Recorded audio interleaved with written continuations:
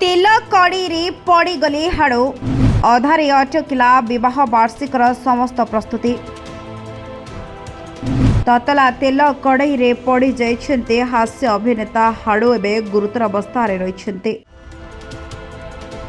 हाँ दर्शक बंधु, जनाशुना चलचित्र तथा थिएटर हास्य अभिनेता उक्त प्रहलाद चरण पट्टनायक ओरफ हाड़ू ततला तेल कड़ई पड़ गुरुतर हो मुह शरीर विभिन्न स्थान में गभीर क्षतिग्रस्त वर्तमान सृष्टि होइछि अनेक क्षत। तेबे गुरुतर अवस्था हाड़ू को सम हस्पिटाल रे जलापोड़ा बर्न वार्ड आईसीयू रे भर्ती करा जायछि। तेबे सेठरे तांकर चिकित्सा मध्य चलिछि। पुत्र आकाश पट्टनायक सूचना हिसाब से शरीर 28 भाग पोड़ी जाइछि बोले डाक्तर एबे रिपोर्ट दे सारिछन्ते। आखि पता मुंडरे मध्य आघात लागिछि। क्षत स्थान स्टिच करा जाइछि।